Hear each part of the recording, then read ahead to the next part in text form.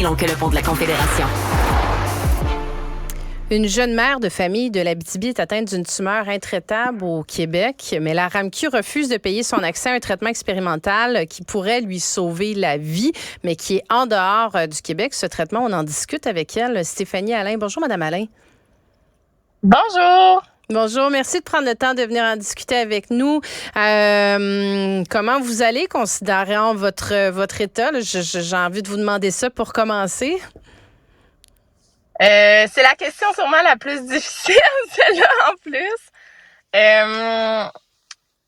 C'est difficile parce que là, mes espoirs que j'avais puis sont comme bouleversés par la décision de la RAMQ. Fait que je suis triste, je suis déçue, je suis un petit peu en colère aussi. Puis j'ai peur de mourir. J'ai vraiment peur de mourir, parce qu'avant, avec Calgary qui était là, puis l'accessibilité, ben, j'étais remplie d'espoir pour vaincre ce cancer-là. Est-ce que je comprends que vous étiez en démarche et vous aviez des indications que ça pourrait peut-être être payé par la RAMQ? Dans le fond, toutes les démarches étaient faites. En fait, c'est toutes les étapes du processus avec Calgary pour savoir si de un, j'étais admissible, j'étais compatible, mon état de santé était conforme. On a envoyé des morceaux aussi de la tumeur que j'avais pour tester le traitement pour être sûr que ce serait OK. C'était revenu compatible à 100% pour moi, ce traitement-là. Puis là, après ça, tu sais, il y a pas des démarches administratives, des autorisations à avoir. On a eu le Hockey de santé Canada, ils ont approuvé le traitement. Gouvernement de l'Alberta, c'est correct.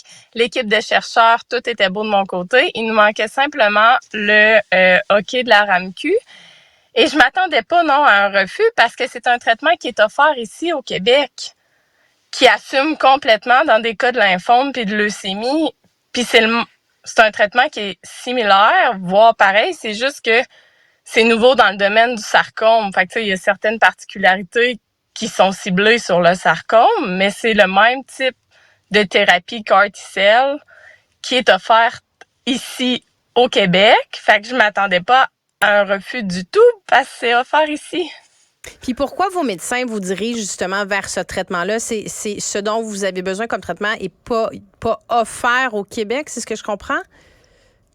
Il est pas offert nulle part ailleurs dans le monde. Fait que c'est pas juste une question de au Québec ou au Canada, c'est nulle part ailleurs dans le monde.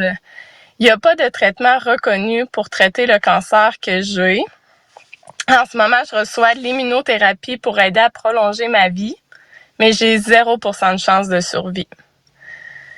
Fait que mon oncologue a trouvé cette étude-là à Calgary, au Canada, et j'ai répondu à tous les critères pour y aller. Mon traitement était planifié, mais là, tout est reporté parce qu'on est sans réponse de la RAMQ à ma demande de révision. Et combien ça coûterait pour vous d'assumer combien il coûte le traitement? Ben en fait, c'est pas juste une question financière, parce que dans le fond, le Calgary, l'Alberta ont besoin d'obtenir la collaboration de la RAMQ, du gouvernement du Québec, pour, dans le fond, comme assurer que, outre les coûts prévisionnels du traitement, ceux qui sont connus, que s'il arrive quoi que ce soit, ils puissent intervenir puis sauver ma vie là-bas aussi, mettons. Fait que c'est plus qu'une question de coût. C'est une question de collaboration aussi, là, d'accepter de soutenir financièrement ce traitement-là, même s'il est dispensé pas ici au Québec, mais à Calgary.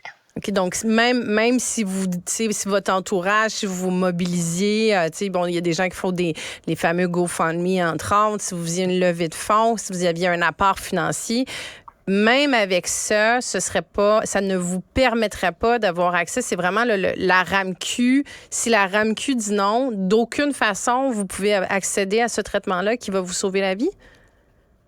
Exactement. J'avais même le député de ma région, Rouyn-Noranda, qui avait fait des démarches pour trouver des fonds financiers pour j'y aille à la première phase du traitement parce que il avait comme compris l'urgence que c'est la semaine prochaine que ça commençait. Puis, c'est vraiment pas une question d'argent, là. C'est vraiment une question qu'il faut que la RAMQ renverse sa décision dans ma situation. Puis, tu sais, là, je dis dans ma situation, mais cette décision-là de la RAMQ empêche tous les Québécois et tous les Québécoises d'avoir accès à ce traitement-là, là. C'est moi la première qui l'a demandé parce que j'étais la première Canadienne qui devait avoir ce traitement-là. Mais c'est tous les prochains après moi qui vont vivre ça, là. Puis est-ce que c'est refusé parce que c'est à l'extérieur du Québec? Est-ce que parfois la RAMQ, peut-être que peut-être cet élément-là vous ne savez pas, là, mais est-ce que la RAMQ parfois autorise des traitements qui sont dans le reste du Canada, ou c'est parce que si vos médecins vous ont amené à entamer cette démarche-là, je présume qu'ils pensaient peut-être que ce serait positif au niveau de la RAMQ, là. Oui, tout à fait. Ben, dans le fond, ce qui arrive, là, c'est que la raison du refus de la RAMQ de participer à cette étude-là, c'est parce que c'est une étude clinique. C'est un traitement qui est expérimental dans le domaine du sarcome.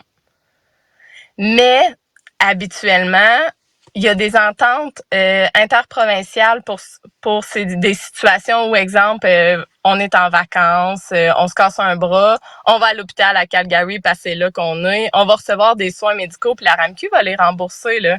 Fait que, tu sais, quand on parle tous des soins standards, c'est des soins que il sera assuré pour n'importe qui dans n'importe quelle autre situation.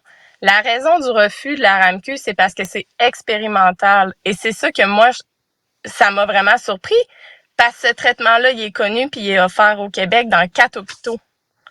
Est-ce que vous avez l'opportunité d'en appeler de la décision de la RAMQ? Ben dans le fond, là, moi, je suis les étapes qu'on doit suivre. J'ai reçu ma lettre de refus le 27 juillet. J'ai fait ma demande de révision. Je suis en attente de la réponse à ma demande de révision. J'attends, là. Je sais pas c'est quoi les délais. Ensuite de ça, selon la réponse de la demande de révision, je vais vérifier si c'est nécessaire ou non d'aller au tribunal administratif du logement. Du Québec. C'est un petit lapsus, c'est pas grave.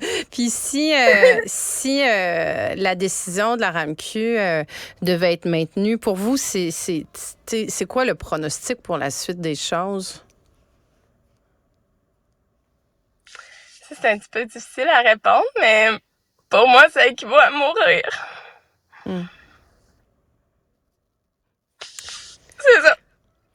Je vous souhaite que la décision soit positive. Je vous envoie toute mon affection, toute mon énergie dans cette épreuve qui, j'en doute pas, doit être extrêmement difficile. Stéphanie Allain, je le rappelle, vous êtes atteinte d'un sarcome alvéolaire. Je veux juste vous dire merci d'avoir pris le temps d'en discuter avec nous. Je comprends que c'est pas facile. Merci à vous.